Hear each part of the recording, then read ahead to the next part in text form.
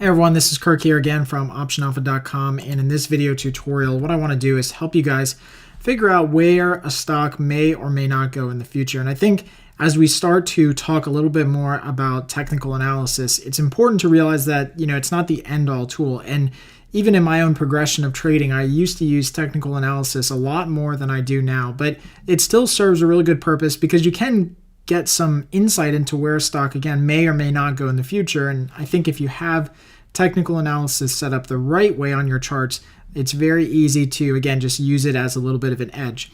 Now, one quick comment on setting up too many technical indicators. I often find that when I coach people that they have 45 different technical indicators they're looking at, and you get into this mode of analysis paralysis where you just are looking at this indicator and that indicator and whatever. So I'm definitely a fan of setting about 3 to 5 technical indicators that you like to use, that you found to be successful, and sticking with those long term and getting to know how they work and how they move and what kind of signals they give. So that's my suggestion on the types of trades that you should be making and how you should be using technical analysis.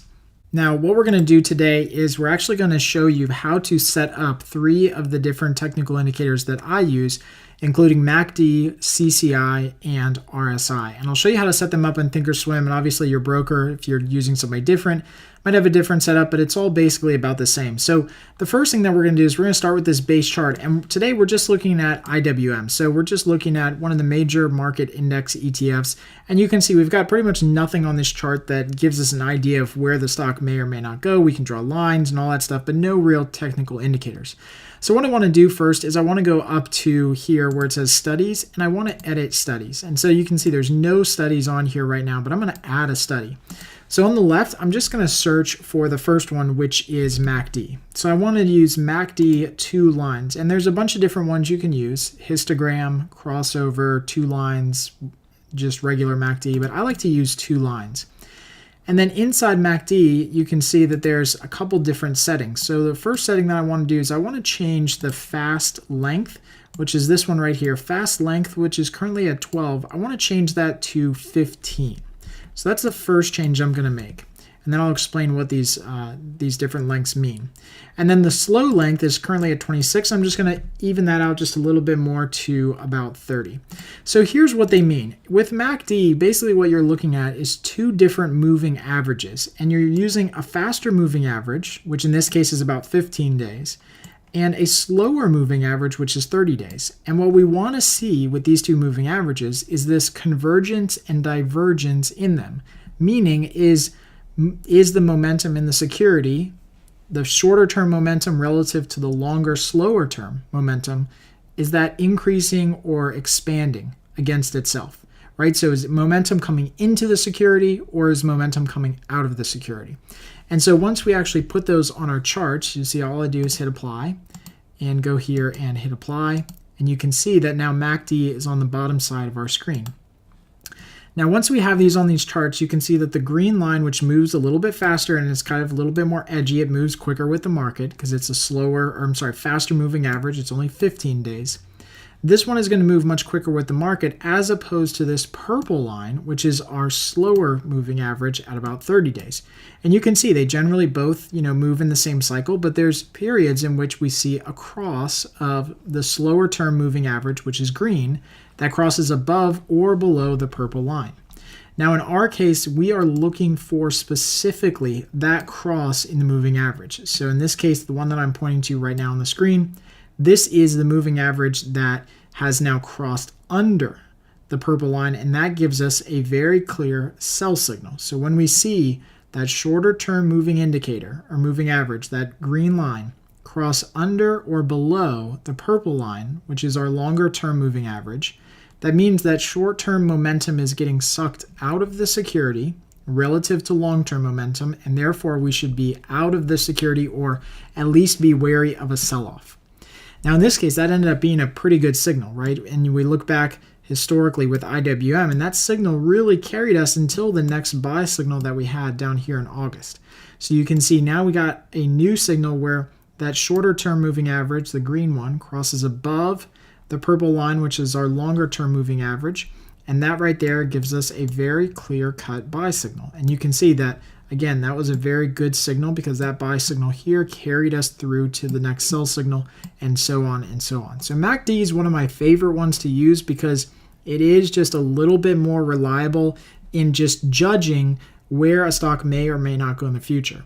Now, as I say that, I'll point out, and even on this chart right now with where stocks are trading right now, we had a point in time where the signals weren't that clear. So there's obviously flaws to technical analysis, and this really, kind of drives home the point here that these signals weren't 100% clear at this time. You can see we had a couple different crosses as MACD was continuing to move lower, but as that happened, the stock just basically stayed sideways. There's a lot of volatility in there, but the stock really stayed sideways heading towards the future.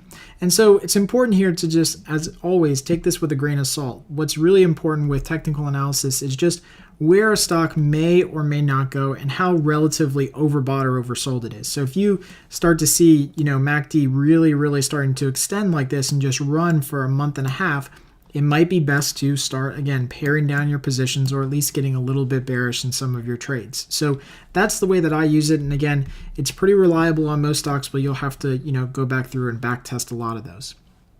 So as we go through here, let's add a different study. So we're going to keep this one up here, and we're just going to add another study to it, which is my second favorite, and that is CCI.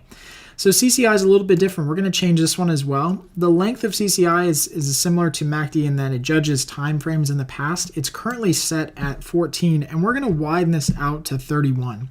And what that does by widening it out to 31 is just takes in more data and gives us a smoother transition. So if you have a 14-day setting on your CCI, you're going to get a lot of signals because it's based on data going back and forth about 14 days. And sorry if you're hearing a bunch of those alerts, that's just trades that are going off as I'm doing this video.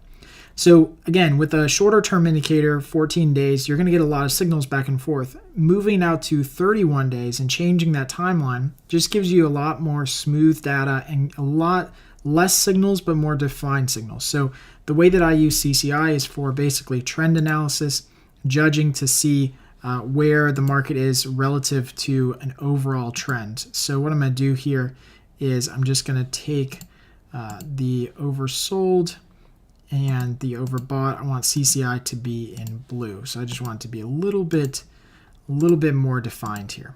Okay. So here we are with CCI.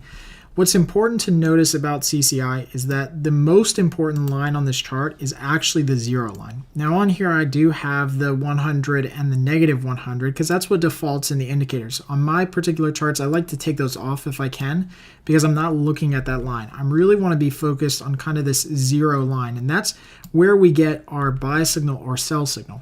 So with CCI, it's basically an indication of continued momentum in the security. And so what we want to see is we want to see a cross of the indicator above or below that 0 line. And that gives us an idea of where a stock might go in the future.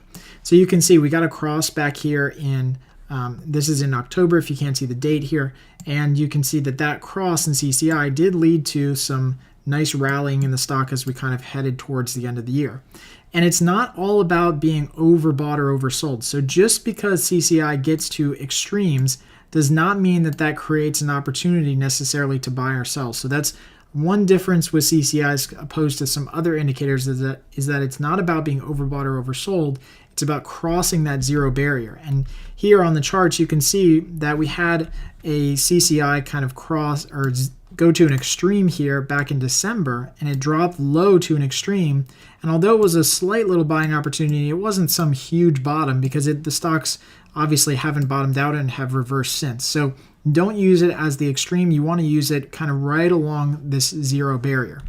Now, what's really cool about CCI is that if you go back in time, and especially with SPX, so let's look over at S&P 500. What's really cool, again, about CCI is that it's a trend indicator. So on the left-hand screen, you see here, we have CCI that's over here that crossed above that 0 barrier, gave us a buy signal. It never gave us a sell signal until we got to the point of August when stocks actually did decline. So even though it had all of this overbought, oversold, and was moving all over the place, it still remained the entire time above that zero barrier, which just means that we're in a bullish or upward trending market. And it wasn't until we got into August that we got that sell signal, which was pretty defined, not only on the charts, but also in the indicators that told us to get out of stocks temporarily. So really good indicator. I love using CCI as well. These are my top two. All right, let's add one more to the charts here. So let's go here and excuse me, go to the settings. I'm sorry, go to studies, and we're going to go to edit studies, and we're going to add RSI. And we're going to add RSI right to the chart. So we can just leave RSI exactly as it is. And now we have RSI down below. So I'm just going to try to minimize these two here so you can see RSI down below.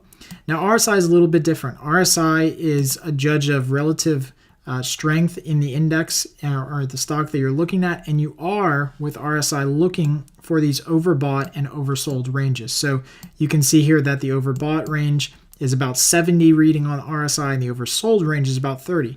Everything in between is relatively useless because you are really looking for those extreme points at which stocks become overbought or oversold.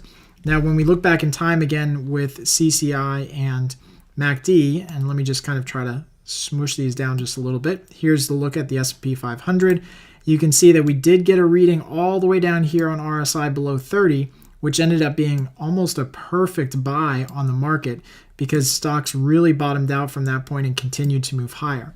Likewise, as the market was moving higher, we got an oversold reading towards the end of November, beginning of December, and that ended up being a pretty good signal to get out of stocks because they did experience a nice little decline afterwards.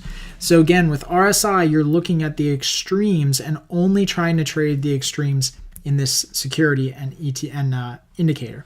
Now, as always, every indicator has its flaws. Here are a couple times in June and July where it signaled a bunch of market extremes, and we didn't see that at all. In fact, we saw stocks over that time period start to increase a little bit more, and eventually they did fall off, but it wasn't quite as pronounced as some of the other indicators that we've seen here before with the market bottom here and the market top here. So as always, these indicators have flaws. It's important to kind of use them in conjunction with one another.